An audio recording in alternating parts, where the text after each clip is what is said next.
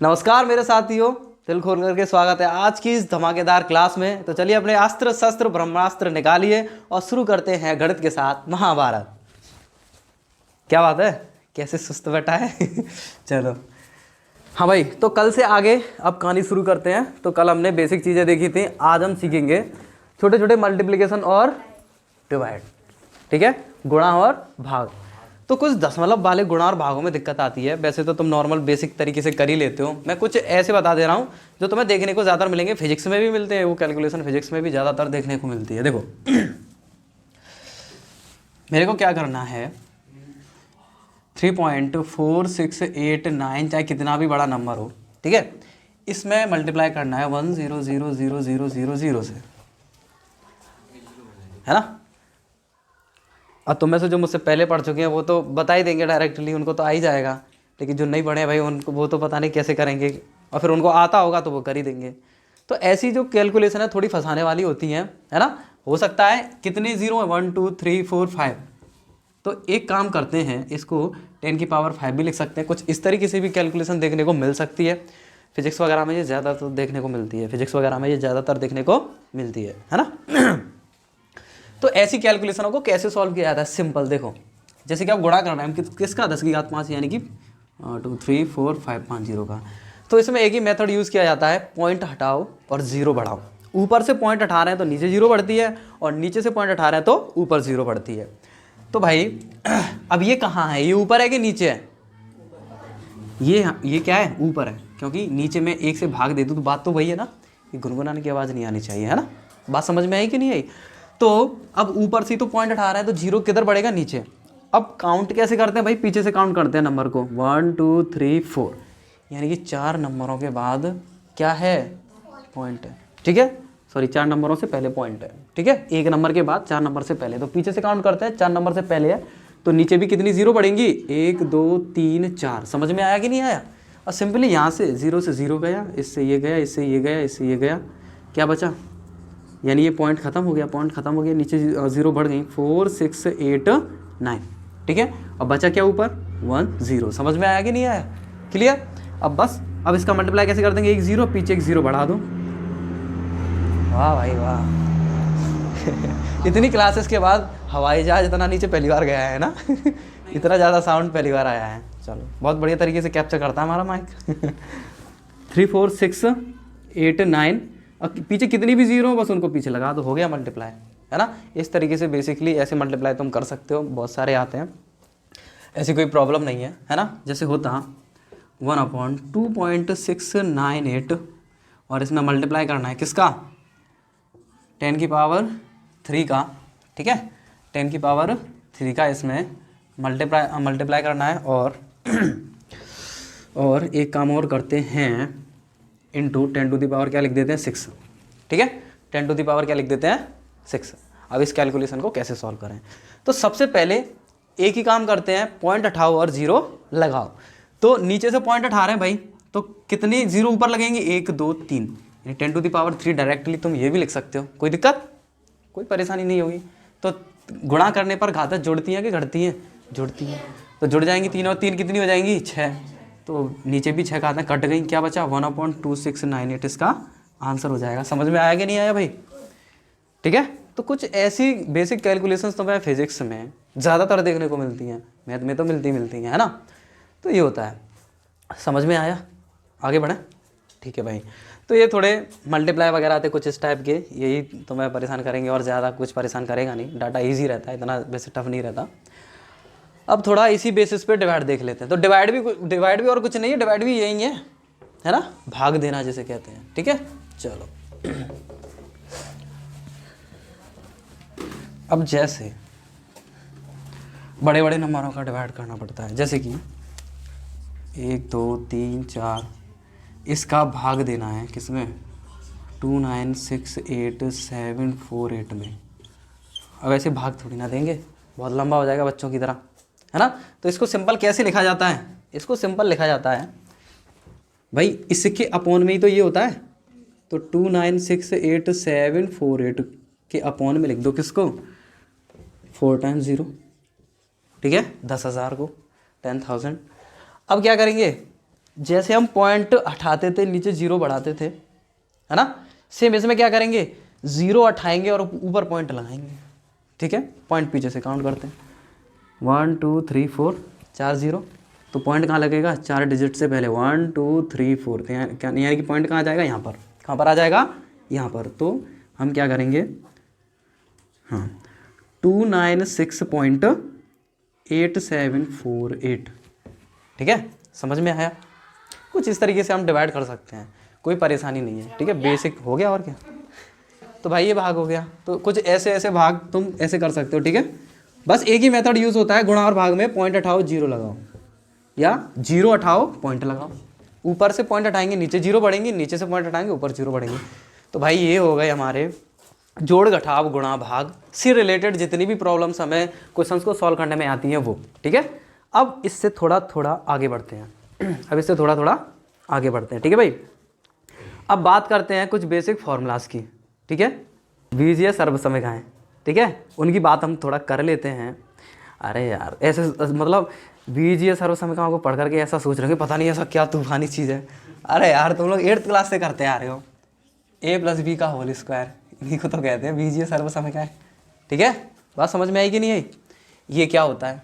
ठीक है, a + b का होल स्क्वायर क्या होता है, अब इनके बारे में थोड़ा बात कर लेते हैं। फॉर्मूले बहुत काम आते हैं, ये बहुत ही ज़्यादा काम आते हैं, जहाँ जाओगे इनको पाओगे। ठीक है, नहीं बताने की ज़रूरत नहीं, मुझे पता है तुम लोगों को याद होंगे, है ना। देखो सिंपल, a² + b² + के 2ab होता है भाई। ठीक है, नेक्स्ट ऐसे मैं सारे लिख दे रहा हूँ। a - b का होल स्क्वायर क्या होता है, ठीक है भाई, और a² - b² क्या होता है, और a + b + c का होल स्क्वायर क्या होता है। ठीक है, अभी स्क्वायर वालों की बात कर लेते हैं भाई। देखो a - b का होल स्क्वायर क्या होता है, a² + b² - का 2ab। ठीक है भाई, a² - b² का क्या होता है, एक बार a - b एक बार a + b। ठीक है, इन फॉर्मूलों को तुम अभी से याद कर लेना भाई। ठीक है, a + b + c का होल स्क्वायर क्या होता है, a² + b² + c² + का 2ab + का 2bc + का 2c। ये a + b + c का होल स्क्वायर होता है। ये बहुत ही ज़्यादा मतलब यूज़ किए जाते हैं सारे के सारे फॉर्मूले, इसलिए इनको मैं थोड़ा लिखवा दे रहा हूँ। हालांकि तुम में से ज़्यादातर लोगों को याद भी होंगे, है ना, कोई कोई होगा जिसे याद नहीं होगा, वो याद कर लेना। ठीक है भाई, वेरी गुड, क्या बात है यार ये तो। अब देखो भाई a + b का होल स्क्वायर क्या होता है, a² + b² + के 2ab। अब b की जगह, अब यहाँ प्लस का b था, अब यहाँ क्या हो गया, माइनस का b। अब माइनस के b का स्क्वायर करेंगे तो प्लस का ही तो b² आएगा, क्योंकि अगर माइनस के किसी भी नंबर का स्क्वायर करते हैं तो प्लस आता है। ठीक है, अब 2ab, अब यहाँ 2ab प्लस का कैसे, क्योंकि दोनों प्लस के थे, यहाँ क्या है b माइनस का, इसलिए यहाँ क्या आएगा, माइनस आएगा। बात समझ में आई कि नहीं भाई। अब a² - b² का फॉर्मूला क्या हो जाएगा, एक बार a - b एक बार a + b, सिंपल इसको समझ लेना। ठीक है, अब a + b + c का होल स्क्वायर ये हो जाएगा, a + b का होल क्यूब ये हो जाएगा। ठीक है, a - b का होल क्यूब ये हो जाएगा, a³ + b³ ये हो गया, ये हो गया और ये हो गया। ये तुम्हारे फॉर्मूले हैं। नंबर टोटल कितने हैं भाई, 1 2 3 4 5 6 7 8 9। ठीक है भैया, 9 हो गए। 9 देवी समान 9 देवी समान हो गए भाई। ये समझ में आया कि नहीं आया। ठीक है ठीक है, समझ में आया कि नहीं आया भाई। ये फॉर्मूले होते हैं जो तुम्हें बहुत ही ज़्यादा देखने को मिलेंगे, इनके यूजेस देखने को मिलेंगे, बहुत सारी चीज़ें। ठीक है भाई, तो इनको भाई लिख लो। लिखना चाहो लिख सकते हो, है ना। इनमें जो तुम्हें याद नहीं है उनको लिख लो बस। ठीक है, इनमें जो तुम्हें याद नहीं है सिर्फ उनको लिख लो, जो याद है उनको मत लिखो। टाइम बचाओ जल्दी, 2 मिनट का टाइम है भाई। Very good. चलो, ये बहुत ज़रूरी चीज़ें थी, इनका यूज़ तुम्हें हर जगह देखने को मिलेगा, जहाँ जहाँ जाओगे इन्हीं को पाओगे। अस्त्र शस्त्र हैं ये तुम्हारे, महाभारत में काम आने वाली चीज़ें। ठीक है, ब्रह्मास्त्र। अच्छा ये दो ब्रह्मास्त्र से दिख रहे हैं, कुछ कुछ है बड़े हैं ना चलो, सबसे ज़्यादा देखने वाला इनमें से कौन है, तो ये चच्चा, ए स्क्वायर माइनस बी स्क्वायर वाला, इसको चच्चा कहते हैं भाई हम ये सबसे ज़्यादा देखने को मिलता है ना, ये सबसे ज़्यादा देखने को मिलेगा ए स्क्वायर माइनस बी स्क्वायर, हर टॉपिक में तुम्हें देखने को मिल जाएगा ये भर भर के, यूँ समझ लो, कुछ टॉपिकों को छोड़ के, मतलब ये तो लगता है नया आने कितनों में लगता है ये।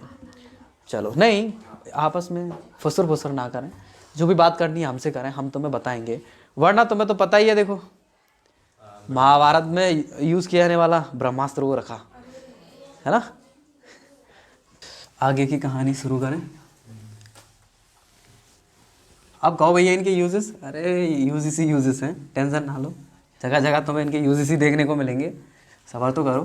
अब हमारे पास 2 दिन है, 2 दिन में मैं सोच रहा हूँ कल तक ही ख़त्म करा दूँ सारी चीज़ें, क्योंकि फिर मंडे से हमें अपना सिलेबस भी स्टार्ट करना है भाई, इससे ज़्यादा टाइम नहीं दे सकते।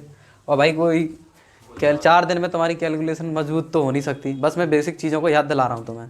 कैलकुलेशन तुम्हें खुद सवाल कर करके तब तुम्हारी बढ़िया होगी। कैलकुलेशन कोई 1-2 महीने में बढ़िया होने वाली चीज़ थोड़ी ना है, 6-6 महीने लग जाते हैं, 1-1 साल लग जाती है। ये कैलकुलेशन का मतलब क्या है, तुम्हारा दिमाग कितनी जल्दी कैलकुलेशन करता है, कितनी जल्दी गुणा भाग करता है, कितना जल्दी वो सारी चीज़ें हैं, वो है कैलकुलेशन। ये तो बेसिक चीज़ें हैं जो तुम भूल जाते हो, जो तुम्हारे सॉल्यूशन में काम आएंगी, उनको मैं बता दे रहा हूँ, इनको याद कर लेना भाई, ये फॉर्मूले मैंने लिखे थे। अब आगे की कहानी ये है कि कुछ ऐसी चीज़ें हैं, है ना, बेसिक छोटी छोटी चीज़ें हैं जो तुम लोगों को समझ में नहीं आती है, कि पता नहीं क्या चक्कर हो जाता है। पावर, क्या पावर, जैसे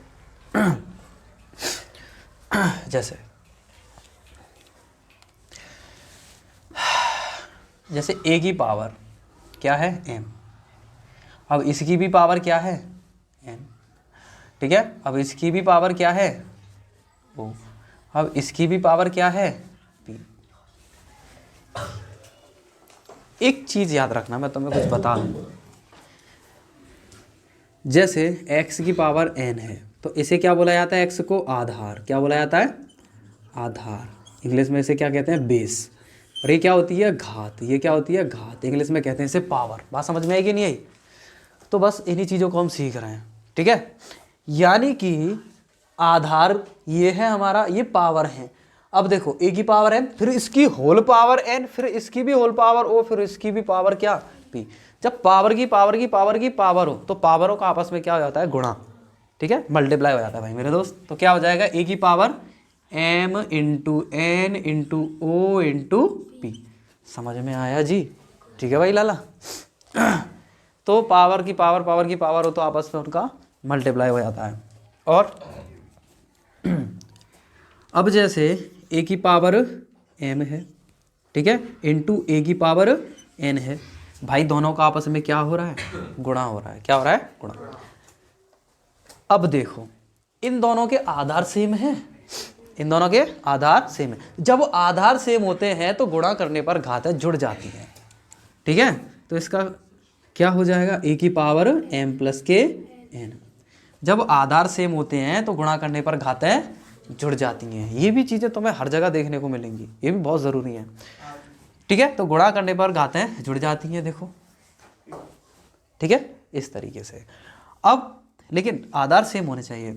अगर यहाँ कुछ और होता, जैसे b होता, तो हम कुछ नहीं कर सकते थे, फिर तो यही का यही रह जाता, आगे सॉल्व नहीं होता, ठीक है। अब अगला आता है, जैसे a की पावर m है बट्टे, यानी भाग हो रहा है, क्या हो रहा है, भाग, a की पावर n है, तो यानी कि भाग करने पर घातों का क्या होता है, भाग करने पर घातें घट जाती हैं। m माइनस के क्या हो जाएगा, n, क्या होता है, भाग करने पर घातें घट जाती हैं। समझ में आया, ठीक है भाई। अगला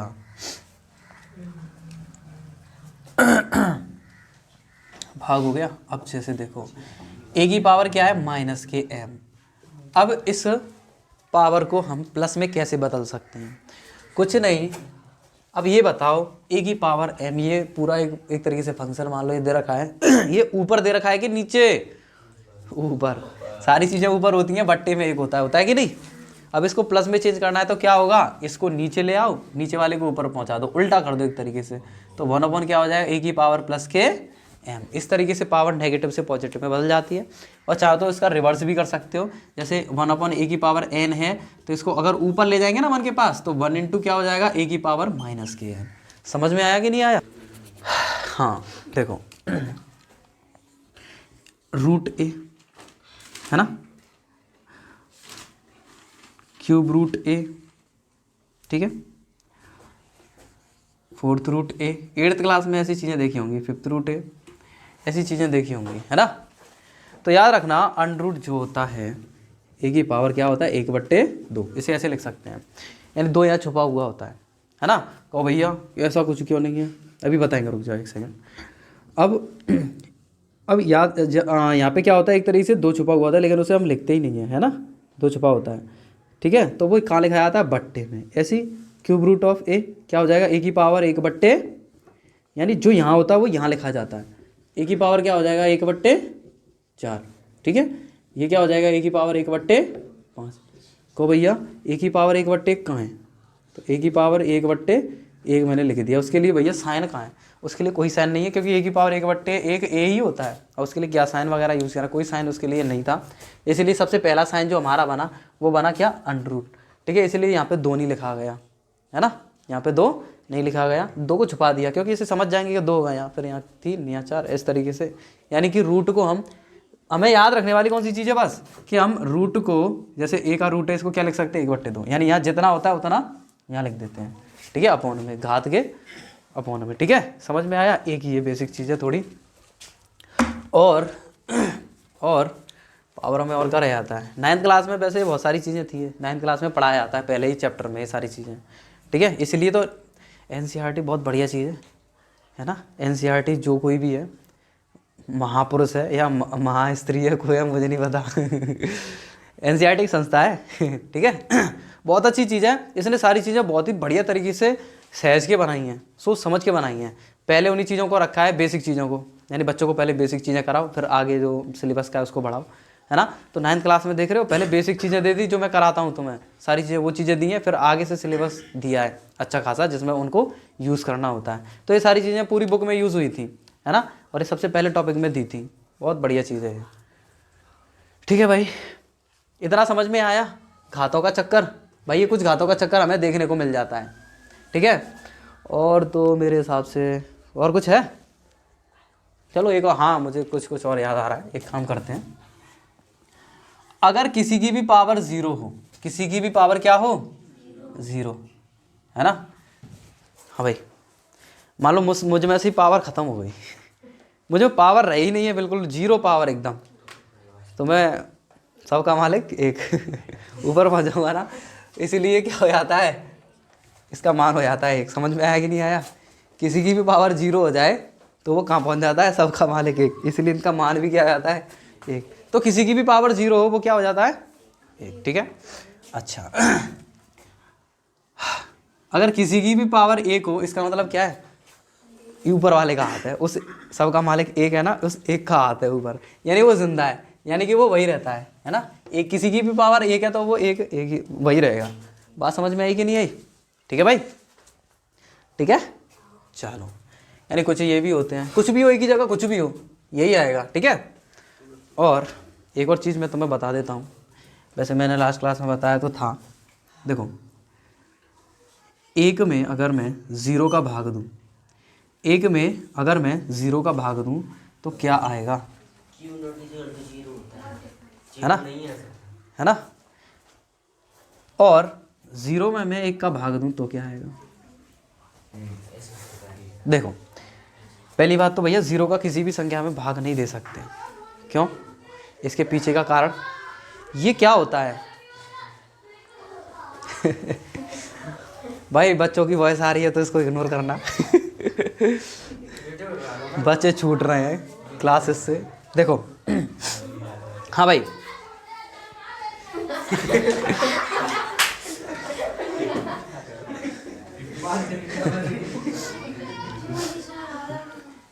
ऐसा लग रहा है कौन से जू से जानवरों को छोड़ दिया है। हाँ भाई देखो ये पहले ये भट्टे का चक्कर समझो, भट्टे का चक्कर समझो, है ना। मान लो मम्मी ने एक रोटी दी, एक रोटी होती है ना। हाँ जो भी है एक रोटी है, कितनी है, एक रोटी। अब मम्मी ने एक रोटी दी, है ना। अब भाई देखो रोटी बनना शुरू हुआ है, भूख तेज से लग रही है, दो बहन भाई बैठ गए भाई खाने के लिए। अब मम्मी ने एक ही रोटी दी भाई, अब उसके पीछे लड़ाई हो गई। मम्मी कह रही आधी आधी ले लो, ठीक है भाई। तो आधी सिस्टर ने ले ली, आधी भाई ने ले ली, ठीक है।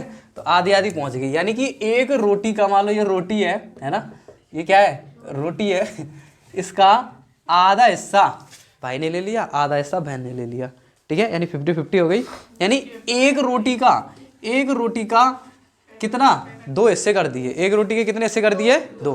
तो नीचे वाला जो डाटा होता है ना, वो क्या होता है, ये बताता है कितनी चीजों के कितने हिस्से। एक चीज के दो हिस्से, एक चीज के दो हिस्से कर दिए। क्या कर दिए, एक चीज के दो हिस्से। भाई ये तो पॉसिबल है, यानी एक चीज के दो हिस्से कर दिया, यानी इसमें से कुछ ना कुछ हिस्सा उठाया हमने, आधा हिस्सा उठाया, 1/2 आ गया। लेकिन भाई बात करें हम, एक रोटी में से हमने कुछ भी नहीं उठाया, कोई सही नहीं किया।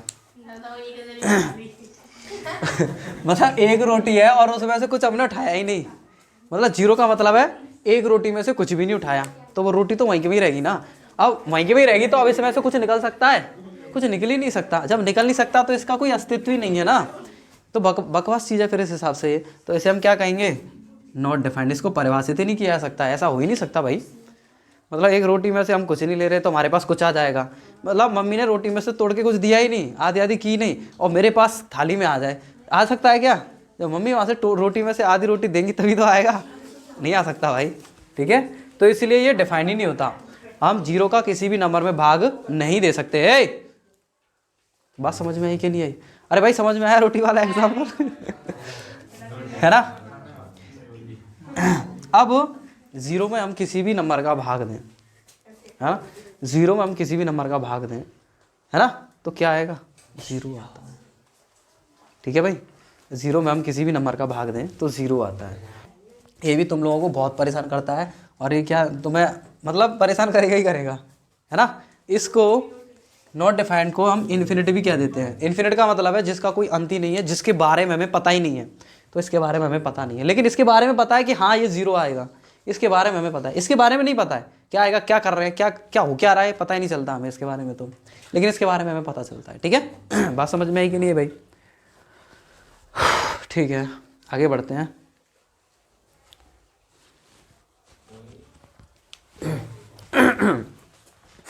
ठीक है भाई आगे बढ़े। अब इससे आगे देखो, नहीं वो नहीं कराएंगे वो नहीं कराएंगे, नहीं कोई दिक्कत नहीं, उसकी ज़रूरत नहीं है ना, बिल्कुल भी ज़रूरत नहीं है। रहने दो इनको, वो उसमें तो कन्फ्यूज़ रहने दो, फिर ज़्यादा ही बेसिक हो जाएगा, है ना। नहीं कोई बात नहीं, चलो चलो देखो, मैं तुम्हारी कैलकुलेशन से रिलेटेड चीज़ें करा रहा हूँ थोड़ी। यानी तुम्हें इक्वेशंस देखने को मिलेंगी, जब तुम सॉल्व करोगे तो तुम्हें इक्वेशंस देखने को मिलेंगी, है ना। जैसे एक काम करते हैं, x माइनस वाई बराबर है क्या, एक, यानी जितना एक्स वाई है उतना ही ए है। 2 किलो एक्स वाई है तो 2 किलो ही ए है। बराबर का चिन्ह ये बताता है हमें क्या, मम्मी की इधर 4 रोटी हैं तो इधर भी मम्मी की 4 ही रोटी है, और दोनों बराबर हैं, ठीक है, दोनों बराबर है, वेट वेट में सब में। यानी कि बराबर का चिन्ह बताता है दोनों चीज़ें बिल्कुल इक्वल हैं। बात समझ में आई कि नहीं आई, बिल्कुल इक्वल है, बराबर का चिन्ह बताता है। यानी अब हम क्या कर सकते हैं, दोनों साइड कुछ भी बराबर बराबर मात्रा में जोड़ सकते हैं, घटा सकते हैं, गुणा भी कर सकते हैं और भाग भी कर सकते हैं, याद रखना, है ना। तुम कहते हो ना अरे ये इधर जा, बराबर से इधर उड़ के इधर प्लस का हो जाता है, नहीं वो प्लस ऐसे नहीं होता। वो क्या करते हैं, हम दोनों पक्षों में वाई जोड़ने पर, मतलब दोनों पक्षों में कुछ भी सेम जोड़ सकते हैं, कुछ भी घटा सकते हैं, कुछ भी गुणा कर सकते हैं, कुछ भी भाग कर सकते हैं। वो हम डायरेक्टली कर देते हैं, इसलिए तुम्हें लगता है कि इधर से उड़ के इधर आ गया, ऐसा नहीं होता है ना। तो दोनों पक्षों में वाई जोड़ने पर तो प्लस वाई, तो वाई से वाई कट गया, x इक्वल टू क्या आ गया, a प्लस वाई। तो इस तरीके से वाई उड़ के उधर पहुंच गया, ऐसा कह देते हैं, ठीक है। तो ऐसा नहीं होता है भाई, बराबर का मतलब है दोनों चीज़ बैलेंस, और दोनों साइड कुछ भी सेम सेम जोड़ सकते हैं, घटा सकते हैं, है ना। लेकिन तुम यूज करना यही कि उड़ के उधर पहुंच गया, शांत हो जा, पापा के परे पापा के परे जूते इधर देख तो सेम ऐसे ही x प्लस वाई है इक्वल टू a, है ना।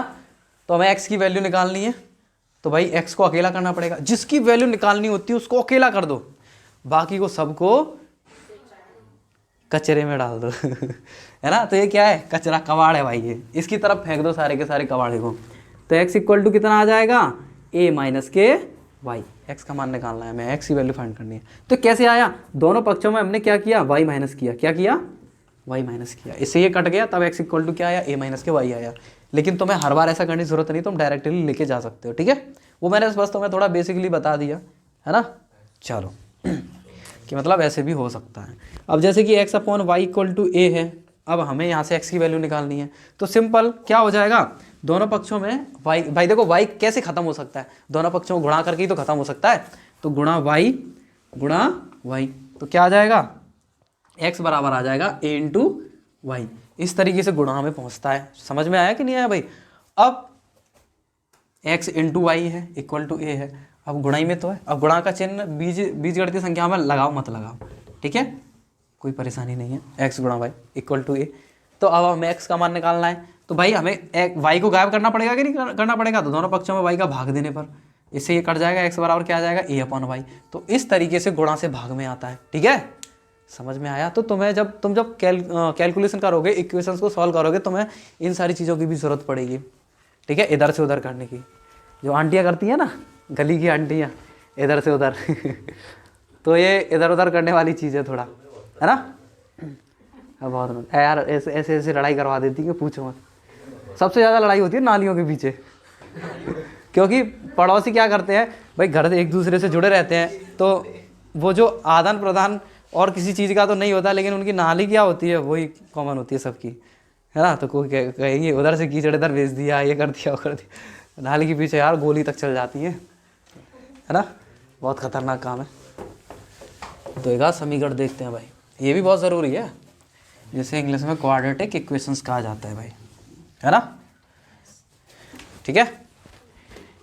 तो मैं उसका स्ट्रक्चर लिख दे रहा हूँ, कुछ इस तरीके का होता है भाई, एक्स स्क्वायर प्लस के बी एक्स प्लस के सी और इज इक्वल्स टू 0 आ गया, तो ये समीकरण बन गया। हाँ, एक और चीज़ तो मैं बता देता हूँ, जैसे क्या अब यहाँ पे क्या है, बराबर का साइन है, इक्वल का साइन है, तो ये इक्वेशन है, ये समीकरण है।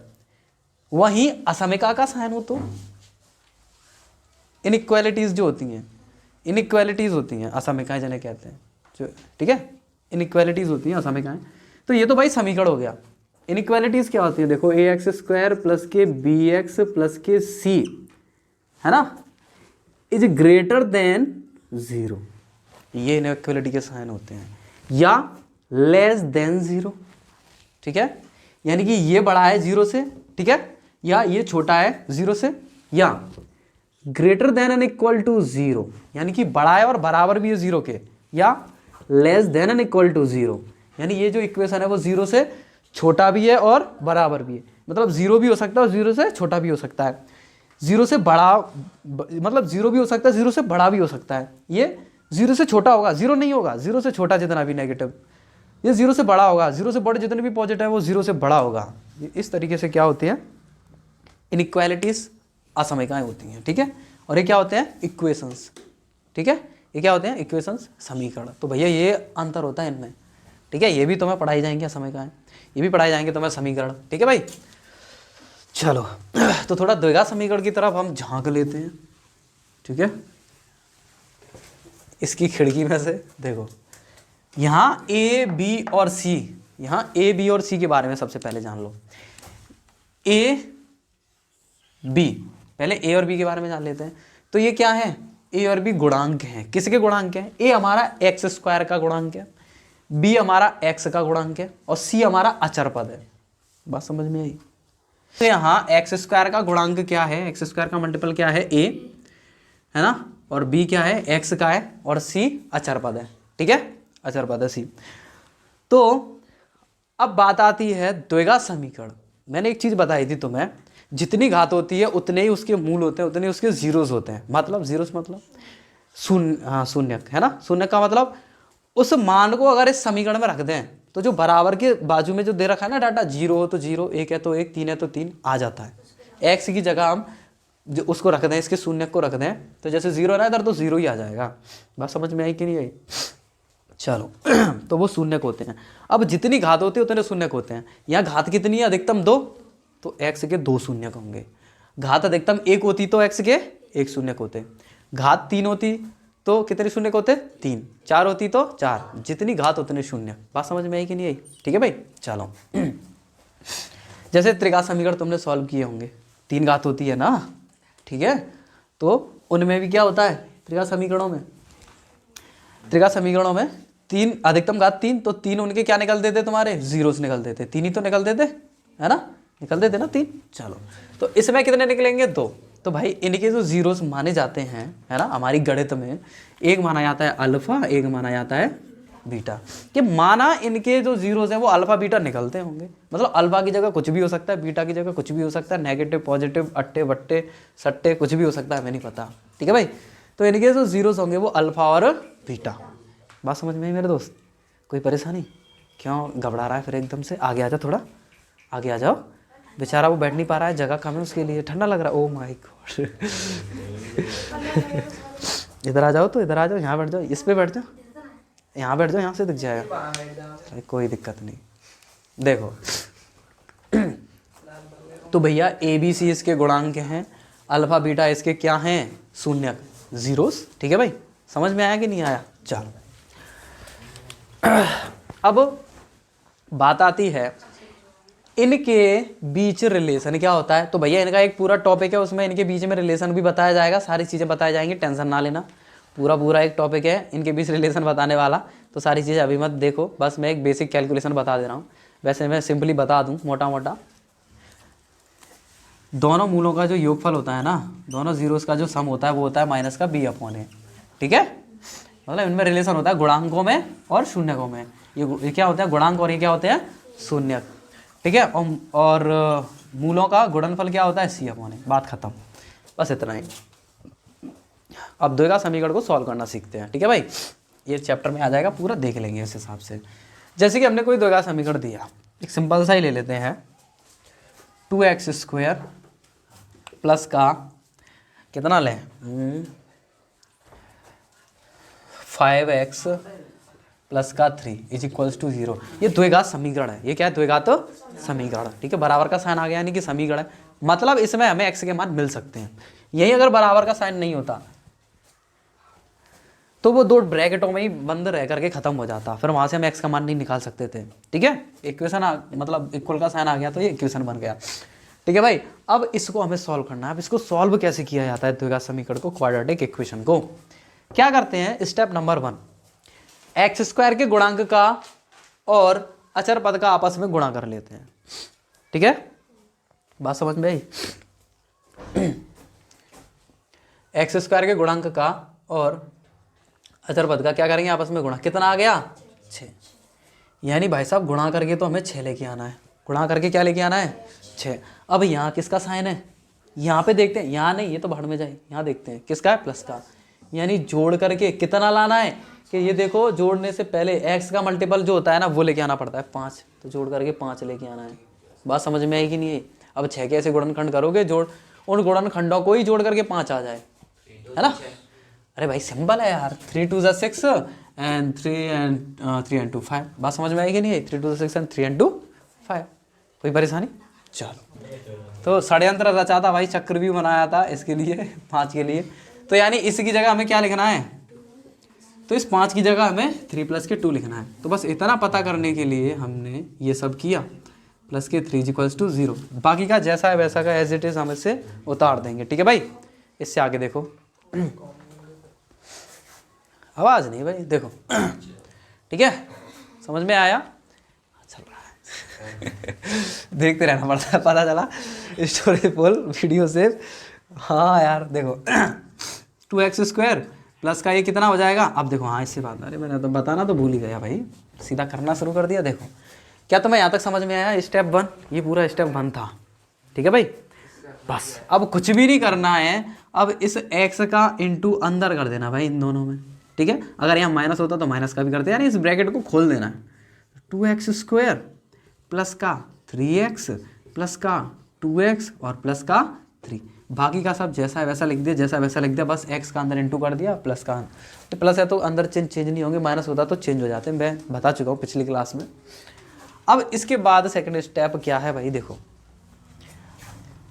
2 के जोड़े बनाते हैं, 2 के क्या बनाते हैं, जोड़े बनाते हैं भाई, ठीक है। अब इनमें से जो कॉमन आ रहा है वो कॉमन लेते हैं। कॉमन लेना जानते हो भाई, क्योंकि कॉमन लेना तुम्हें बहुत सारे सवालों में कॉमन लेना होगा। कॉमन क्या चीज़, मतलब कॉमन क्या चीज़ ली जाती है, जो सेम सेम हो, जैसे एक ग्रुप ये एक ग्रुप ये, दोनों ग्रुप में जो सेम सेम चीज़ होगी उन्हीं को तो निकाला जाएगा। कॉमन, कॉमन का मतलब होता है जो सेम चीज़ें उनको बाहर निकाल लो, ठीक है भाई। चलो इन दोनों में सेम सेम क्या है, इसमें x है और इसमें भी 2x है, नहीं x गुणा x लिख सकते हैं ना, तो यानी x एक निकाला जा सकता है, और तो कुछ नहीं निकलेगा, तो 2x प्लस के 3 बचेगा। अब देखो अगले वाले में से ऐसी चीज़ कॉमन लेनी होती है कि यही वाली चीज़ बन जाए, है ना। अगले वाले में से ऐसा कॉमन लेना पड़ता है, ऐसा कुछ कॉमन लेना पड़ता है कि यही वाली चीज़ बन जाए भाई। तो क्या कॉमन लें, तो कोई पहले से यही बना हुआ है, तो यानी कि प्लस का अगर मैं किसी भी नंबर में से 1 कॉमन ले लो उस पर कोई फर्क पड़ेगा नहीं, तो सिम वही आ जाएगा 2x प्लस के 3 इज इक्वल्स टू 0। अब ये पूरा एक बन गया। अब इस पूरे एक में देखो, है ना, ये बीच में प्लस लगा हुआ है, यहाँ पे ये बीच में क्या लगा हुआ है, प्लस। अब प्लस से इधर और प्लस से उधर एक सी चीज़ कौन सी है, 2x प्लस के 3, 2x प्लस के 3, तो भाई साहब इसको कॉमन ले लो, 2x प्लस के 3 को। आया मज़ा। अंदर क्या रह जाएगा, ये गया, x रह गया, प्लस की जगह प्लस रह गया और 1 की जगह बेचारा 1 रह गया, बराबर 0। किसी को कोई दिक्कत आया समझ में। अब एक बात देखो, a into B equal to क्या है, 0।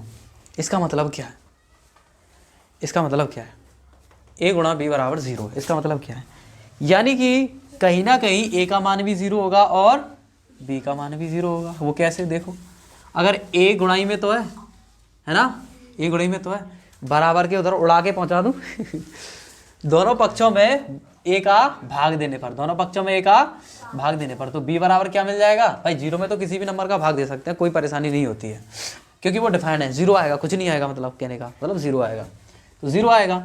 अब की बार मैंने a को उधर नहीं उड़ाया, मैंने b को उधर उड़ा दिया, तो a बराबर 0 मिल जाएगा। समझ में आया कि नहीं आया, ठीक है।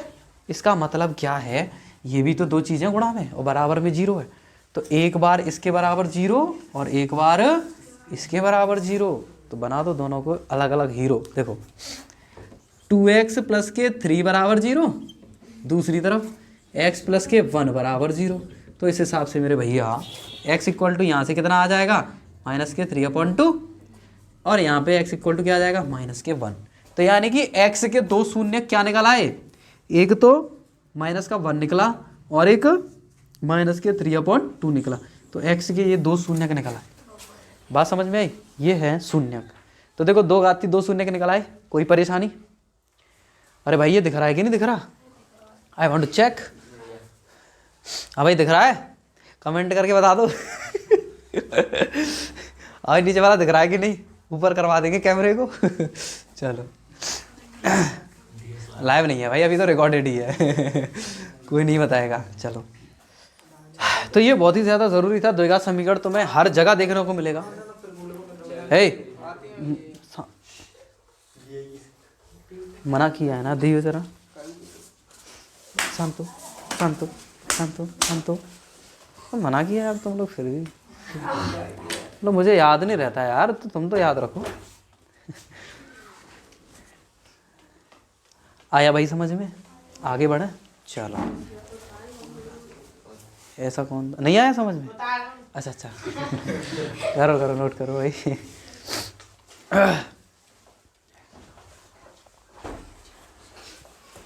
चलो इससे आगे कहानी शुरू करते हैं भाई।